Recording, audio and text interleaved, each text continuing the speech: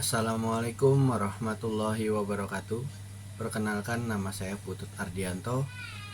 Di sini saya akan menjawab pertanyaan ujian akhir semester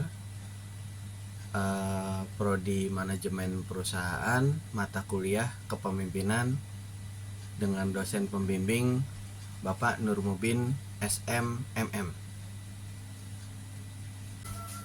Perkenankan, saya pada ujian semester ini saya akan menjelaskan sedikit tentang pekerjaan saya.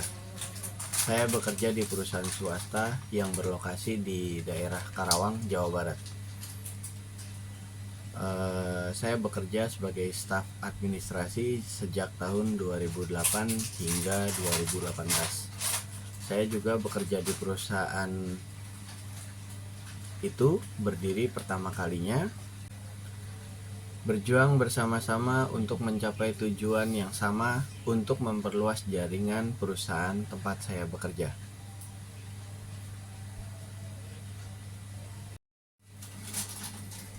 Saya akan menjawab pertanyaan yang nomor pertama, bagaimana sistem dan jenis organisasi yang Anda pahami di tempat Anda bekerja dan atau di tempat di mana Anda berada dan menjadi bagian dalam organisasi tersebut.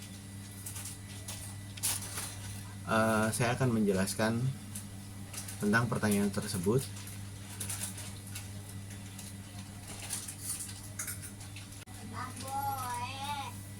Bagaimana sistem dan jenis organisasi?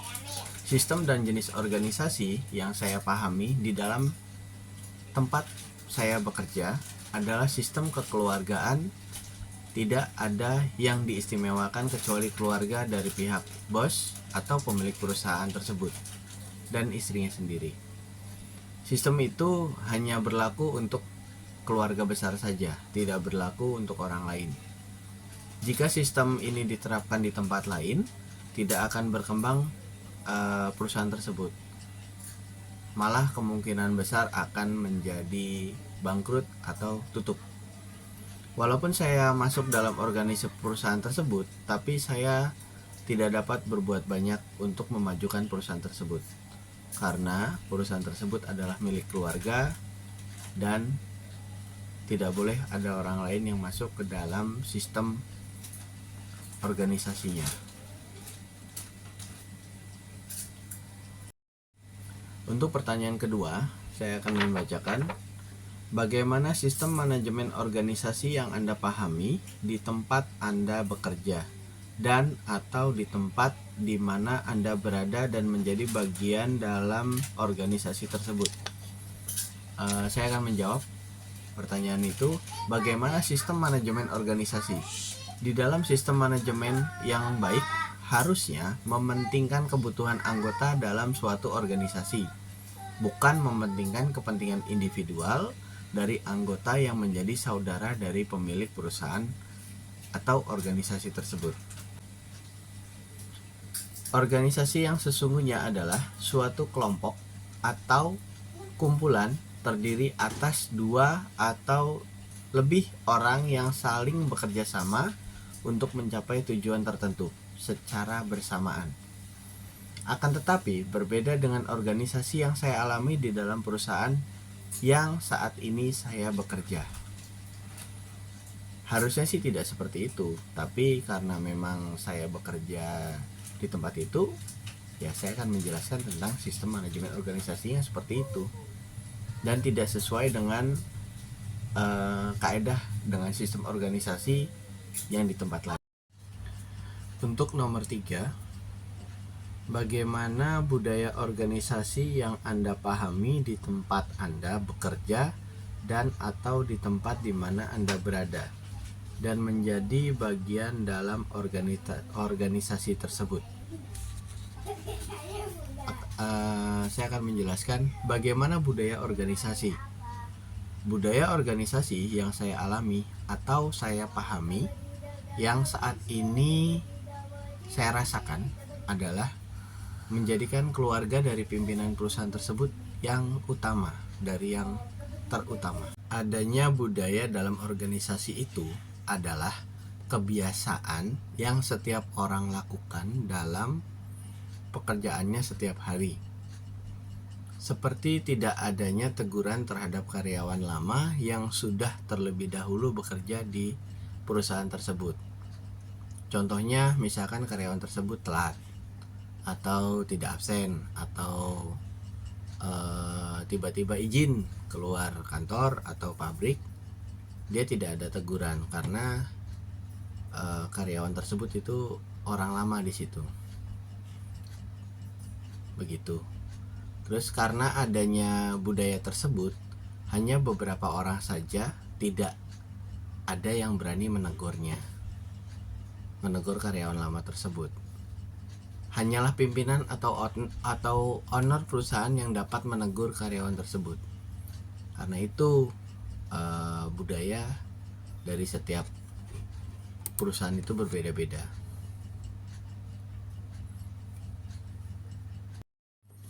Untuk nomor 4, bagaimana stakeholder organisasi yang Anda pahami di tempat Anda bekerja dan atau di tempat di mana Anda berada dan menjadi bagian dalam organisasi tersebut.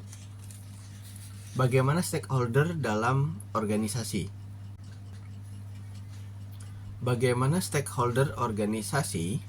Yang saya pahami tentang stakeholder adalah adanya suatu kekuatan yang dipegang dalam suatu kepemimpinan dalam perusahaan yang saya jalankan saat ini.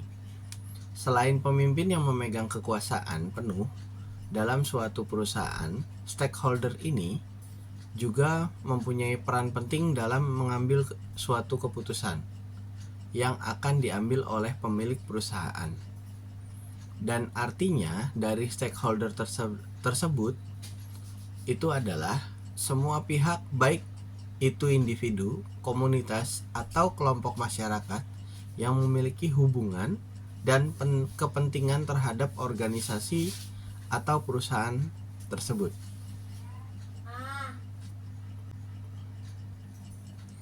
Dan arti dari stakeholder sendiri adalah semua pihak, baik itu individu, komunitas, atau kelompok masyarakat yang memiliki hubungan dan kepentingan terhadap organisasi atau perusahaan tersebut. Dengan kata lain, stakeholder itu dia memberikan keputusan itu, selain pemilik perusahaan itu ada lagi stakeholdernya. Itu yang saya bisa pahami dan saya jelaskan ke rekan-rekan semua untuk menjadi sebuah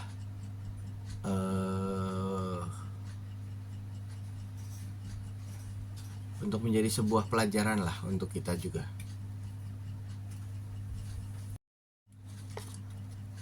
Untuk nomor 5, sesuai dengan pemahaman Anda tentang sistem dan jenis organisasi, manajemen organisasi, budaya organisasi, dan stakeholder organisasi di tempat Anda bekerja dan atau di tempat di mana Anda berada dan menjadi bagian dalam organisasi tersebut. Sebagai bagian dari studi kasus yang akan menjadi referensi bagi Anda semua, kira-kira gaya kepemimpinan yang seperti apakah yang akan Anda terapkan ketika Anda terus menjadi seorang pemimpin dalam organisasi, dan jelaskan kenapa Anda menerapkan dan mengadopsi gaya kepemimpinan tersebut.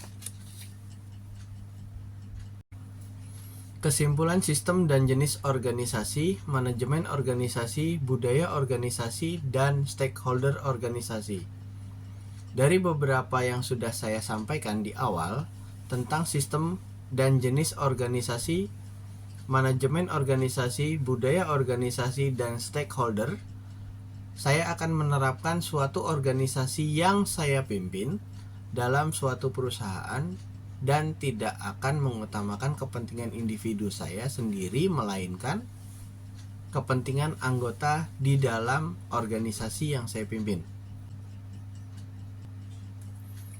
Di dalam perusahaan, saya sebagai owner atau pemimpin, saya akan menerapkan jiwa kepemimpinan saya yang adil dan akan memakmurkan setiap anggota saya. Tidak akan pilih kasih dalam mengambil sebuah keputusan dan akan melibatkan stakeholder yang sudah saya tunjuk atau sudah bekerja sama dengan perusahaan saya.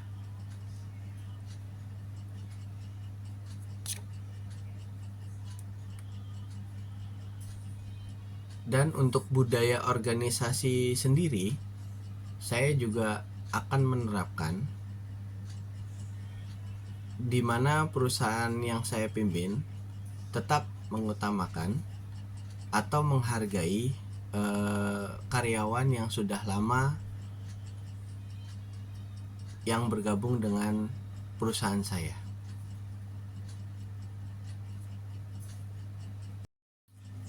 Nomor 6, dengan pemahaman tentang faktor yang mempengaruhi konsep dan gaya kepemimpinan yang telah Anda uraikan dan Anda jelaskan, kira-kira berapakah nilai yang layak Anda dapatkan dari semua jawaban yang telah Anda sampaikan? Saya akan menjelaskan tentang pemahaman faktornya sendiri.